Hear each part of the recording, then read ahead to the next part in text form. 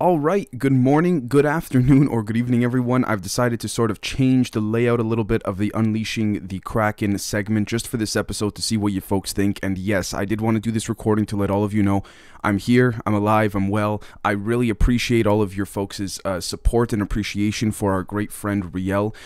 If you folks enjoy the way that he covers the news, simply because he does a fantastic job of being able to delve into different stories in a particular order and chronology that I just don't have it in me to do so. Please let me know if you would ever like to see us doing it together, or if you would like to see more of him, a little bit more of myself, more balanced out. But I think he's doing an absolutely fantastic job, and I want to thank each and every one of you. However, I did want to end the week on the public side of the show by letting all of you know that things are only getting better than ever. Again, not to be a salesperson, but the Patreon side of things is where a lot of things are going to be going down. We will be doing public content that will be released shortly as well, to be fair, but I do also want to be completely honest with you folks as well, particularly given that a lot of the stuff we're delving into is quite sensitive, not in the not necessarily in an explicit sense, but rather dare I say, in potentially a scientific sense, believe it or not. So with that being said, let's delve into it. And what I've done actually is, because I noticed such a fantastic response from, of course,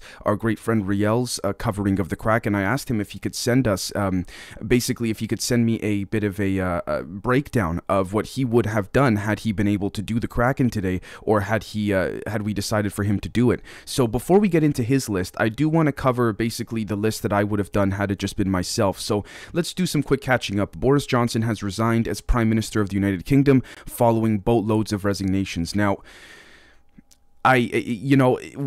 for me, folks, I gotta be honest with you, this is just me. Maybe I'm incorrect, but I can't help but look at things on the macro, on the grand scale, with respects to resignations. You have, for example, I believe in the Netherlands, which we will cover shortly, the farmers there saying that they need, they have no food, they can't do anything. People all around the world are are quite avidly frustrated, regardless of the political spectrum they lean on, with the system overall. And so I think, personally, that speaks to an overall perspective of people's minds are realizing that this is a potential, and I say this because I could be wrong, but a potential class war instead of anything else. So again, we see this differentiation occurring more and more and becoming more and more apparent. So with that said, again, here's the thing, this is the difference, and I say this in a purely positive way, between myself and our great friend Riel, because he's able to delve into the micro, go from the macro to the micro. I gotta be honest with you folks, my mind doesn't exactly work that way. With that said, I think what we're seeing with respects to Boris Johnson, in addition to the following reportings that I'm going to be reading out here,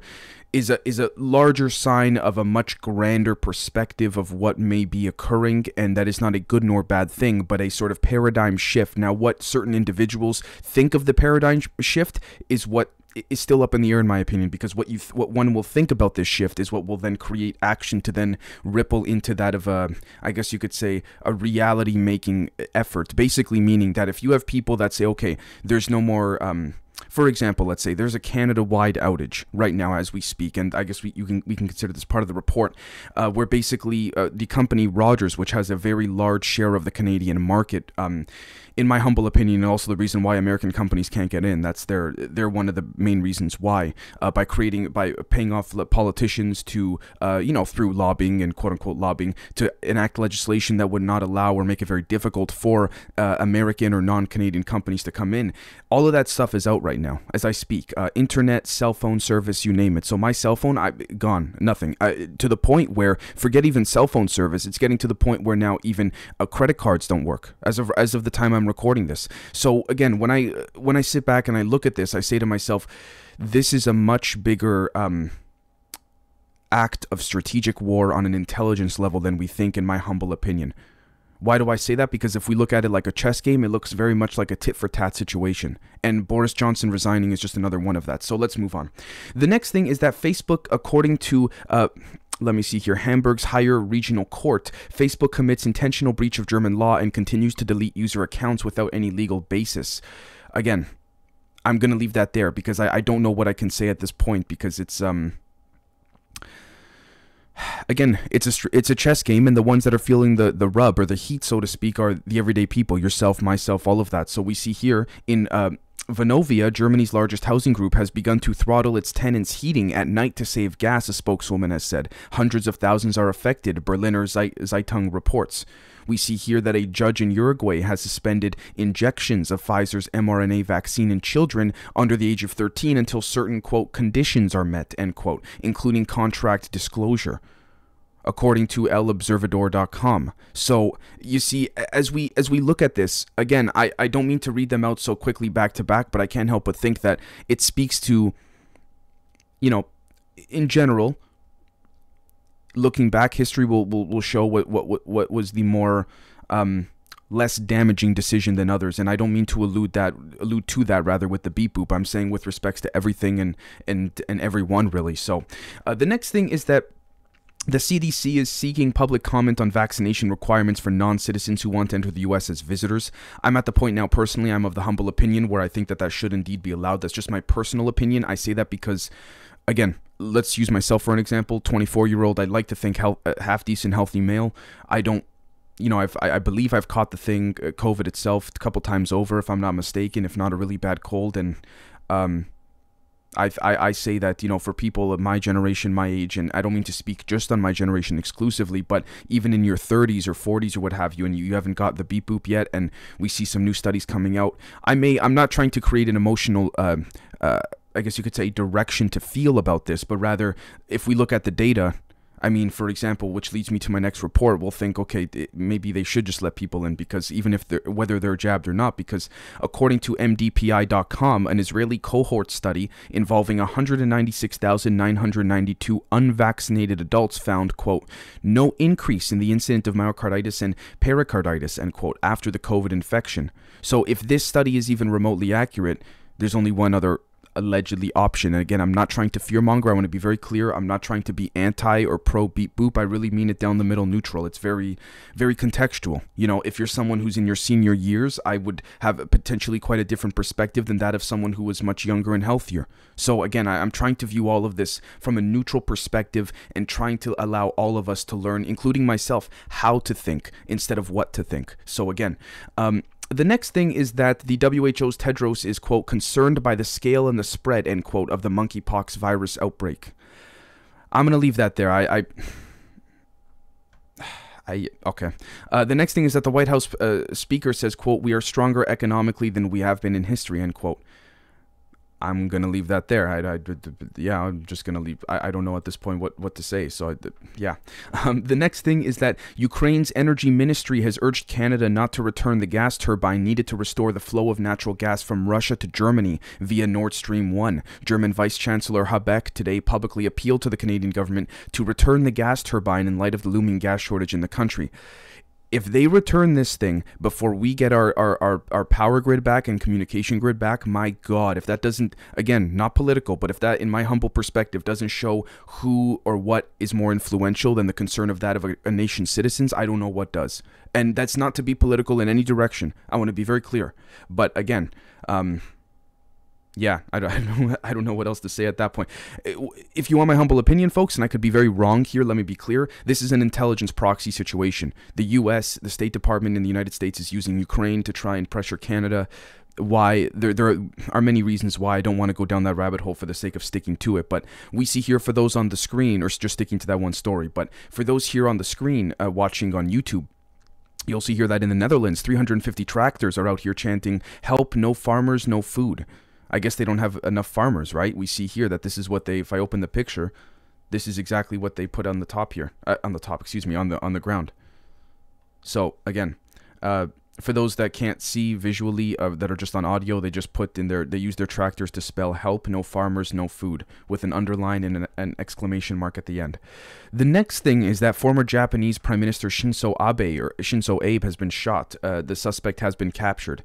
Abe was in critical condition with no vital signs, and the suspect is an ex-member of the Self-Defense Forces. Now, again, let me also be very clear that as of the time I'm recording this, he has in fact passed away. So, to what extent is that an intelligence operation made to look like it wasn't, or made to look like it was just something, some random person acting on a very strongly set political perspective? That's not for me to say, and I really mean that, because at the end of the day, one could argue very strongly that in the intelligence world, once one has collected all the data, it comes down to how does one interpret that data. Everyone interprets data differently, so it's not for me to say. I think at the same time, though, we have to consider the possibility that certain factions, cells, individuals, interests transnationally may have had this occur, or maybe absolutely not. So again, it could go either way. The next thing is that, let's see over here, Uniper applies for state aid. Germany's largest natural gas trader is on the verge of bankruptcy. Again, just going to leave that there. Next story here is that Rogers Telecommunications Company is offline, as I mentioned earlier. Canada-wide outage affecting cell phone, internet services, and some 911 services, Ottawa Police says, in addition to transactions as well. Debit transactions and all of that. So debit, Visa.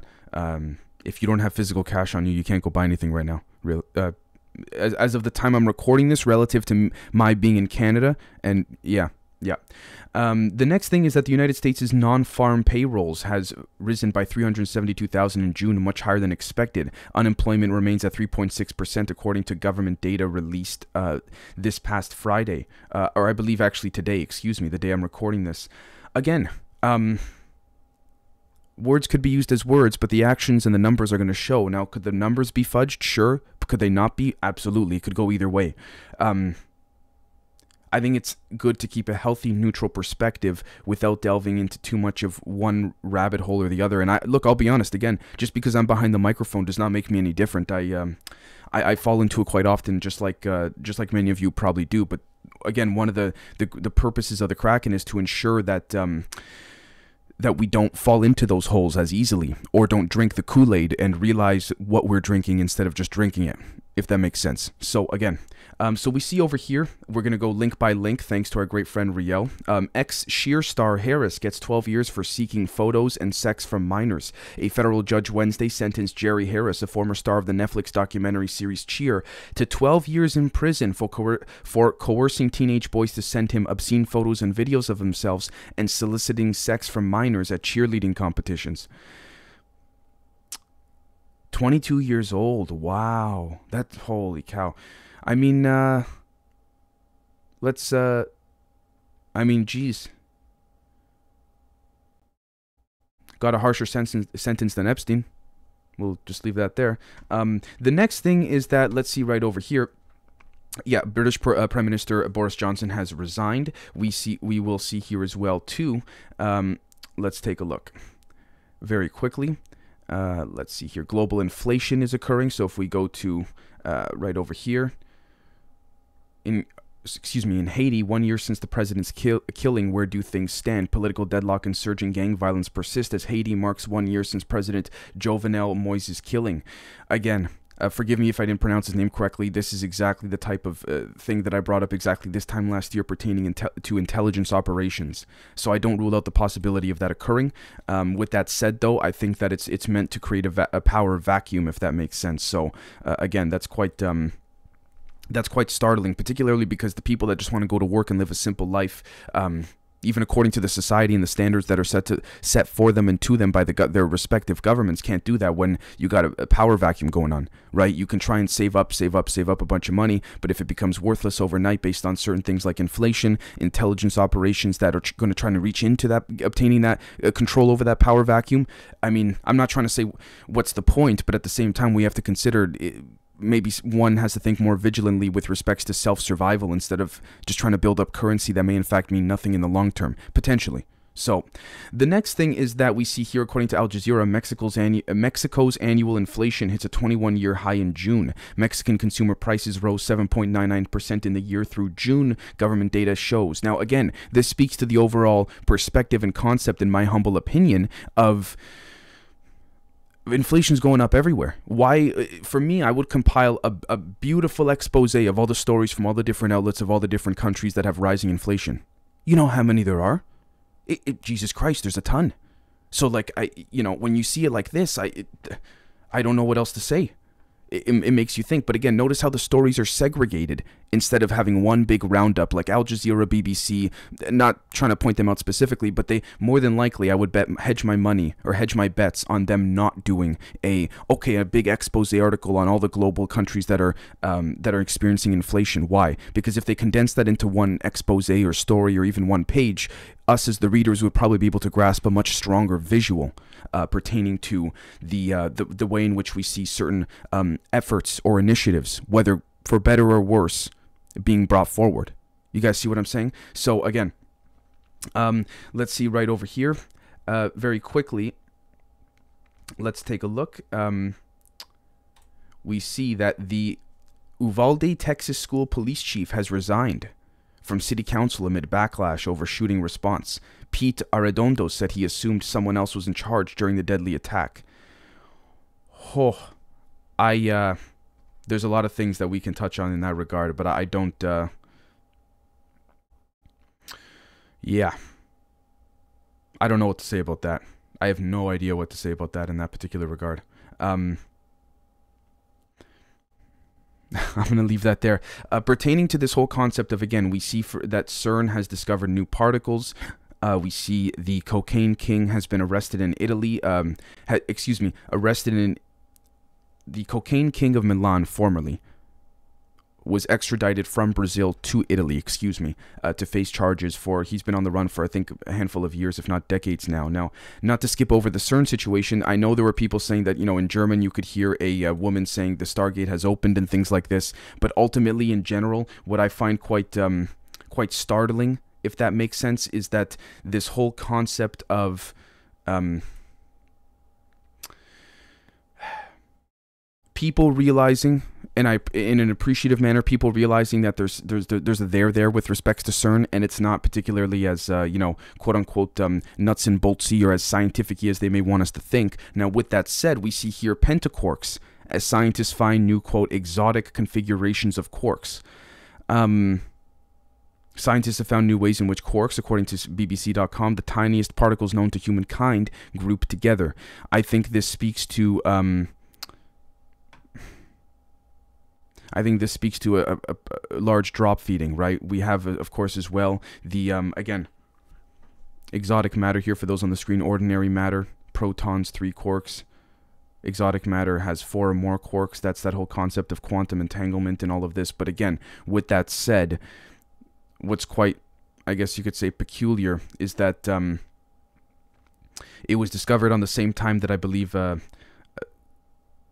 shortly before the Georgia Guidestones were hit, and that was what I wanted to wrap up with, which was in fact, the Georgia Guidestones being destroyed. Now, some people think that this is a sign of something very positive, or regardless, it seems to be a sort of a paradigm shift. Whether, again, this was something that it was bombed, whether it was something like it was done by a lightning strike. We see here, for example, that this occurred, I believe, at 4:33 a.m. So, excuse me, make of that as you will, and I really do mean that. So we see things like this. We see, again, big picture, people like Mr. Boris Johnson resigning. I can't help but think that when we look at this on the grand scheme of things, that not to make the correlations between a prime minister resigning and the Guidestones being exploded or however they were destroyed, there clearly does in fact seem to be something that resembles a paradigm shift that is not inherently obvious to notice in a particular regard or particular perspective, but when shifted in another manner, you can actually see the, if this makes sense, both in a visual and in a mental state or regard, you can see the way in which the different, you could say, I'll call it elastic bands of power in their respective nations are having trouble keeping that metaphorical elastic band together, if that makes sense, right? So with that being said, folks, I hope I did not take up too much of your time. I hope that you, many of you that have recently signed up and subscribed to the channel, thank you so very much for doing so. Again, patreon.com/GenerationZ for the really intense content and all of that. I plan to be doing a live stream very soon. I know this is not up to the par and or quality of our great friend Riel, but I want to thank you so very much, folks, for bearing with me through all of this reporting, and we'll catch you all very, very soon. Cheers.